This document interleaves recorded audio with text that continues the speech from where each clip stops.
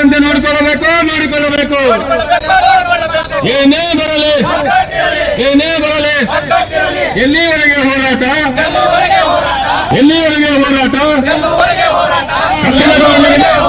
ರಸಗೊಬ್ಬರ ಕರೆಕ್ಟ್ ಆಗಿ ಕೊಡೋದು ಸರ್ಕಾರಕ್ಕೆ ಹೇಳಿ ಧಿಕ್ಕಾರ. ರಸಗೊಬ್ಬರ ಕರೆಕ್ಟ್ ಆಗಿ ಕೊಡೋದು ಸರ್ಕಾರಕ್ಕೆ ಹೇಳಿ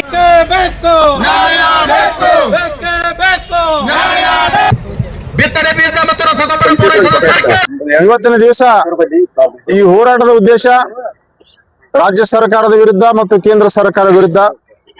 ಕೇಂದ್ರ ಸರ್ಕಾರ ರೈತ ವಿರೋಧ ನೀತಿಯನ್ನು ಅನುಸರಿಸಿದೆ. ಯಾಕಂದ್ರೆ ಮೊಟ್ಟ ಮೊದಲೇ ರಾಜ್ಯ ಕಬ್ಬು ಬೆಳೆಗಾರರ ಸಂಘದ ವತಿಯಿಂದ ನಾವು ಹೋರಾಟ ಮಾಡಿದ ಉದ್ದೇಶ ಕೇಂದ್ರ ಸರ್ಕಾರ ನಿಗದಿ ಮಾಡಿದ FRP ಅನ್ನ ಅವೈಜ್ಞಾನಿಕ. ಹೋದ ವರ್ಷದ ಇಳುವರಿ ಮೇಲೆ ಈ ವರ್ಷದ FRP ನಿಗದಿ ಮಾಡುವುದು ಸಂಪೂರ್ಣ ಅವೈಜ್ಞಾನಿಕ. ಇದನ್ನು ಹಿಂತೆಗೆದುಕೊಳ್ಳಬೇಕು. ಯಾಕಂದ್ರೆ ಒಂದು ಕ್ವಿಂಟಲ್ಗೆ ಕೇವಲ 10 ರೂಪಾಯಿ ಹೆಚ್ಚು ಮಾಡಿದರೆ, ಒಂದು ಟನ್ನಿಗೆ 100 ರೂಪಾಯಿ ಹೆಚ್ಚು ಮಾಡಿದರೆ ಇದು ಸಂಪೂರ್ಣ ಅವೈಜ್ಞಾನಿಕ. ಯಾಕಂದ್ರೆ ನಾವು ರಾಜ್ಯ ಕಬ್ಬು ಬೆಳೆಗಾರರ ಸಂಘದ ವತಿಯಿಂದ ಸದಾ ನಾವು ಹೋರಾಟ ಬೇಡಿಕೆ ನೀಡ್ತಿದ್ವು. ಗುಜರಾತ್ ಮೊದಲಿರ್ತಕ್ಕಂಥ 4500 ರೂಪಾಯಿಯನ್ನ ಕೊಡಬೇಕು ಪ್ರತಿ ಟನ್ನಿಗೆ ಅಂತ ಬೇಡಿಕೆ ಮಾಡ್ತಾ ಇದ್ದೆವು. ಇಲ್ಲಿವರೆಗೆ ಯಾವುದೇ ಕೇಂದ್ರ ಸರ್ಕಾರ, ಅದು ಕಾಂಗ್ರೆಸ್ ಸರ್ಕಾರ ಆಗಿರ್ಬೋದು, ಬಿಜೆಪಿ ಸರ್ಕಾರ ಆಗಿರ್ಬೋದು, ಸಮ್ಮಿಶ್ರ ಸರ್ಕಾರ, ಅದು ರೈತ ವಿರೋಧಿ ನೀತಿಯನ್ನ ಮಾಡ್ತಾ ಇದ್ದೇವೆ. ಅದೇ ಅಲ್ಲದೆ ರಾಜ್ಯ ಸರ್ಕಾರ ಸಂಪೂರ್ಣವಾಗಿ ಈ ರೈತ ವಿರೋಧಿ ನೀತಿಯಲ್ಲಿ ತೊಡಗಿದೆ. ಯಾಕಂದ್ರೆ ರೈತರಿಗೆ ಯಾವುದೇ ರಸಗೊಬ್ಬರ ಕೊರತೆ ಇಲ್ಲ ಹೇಳ್ತಾ ಇದೆ.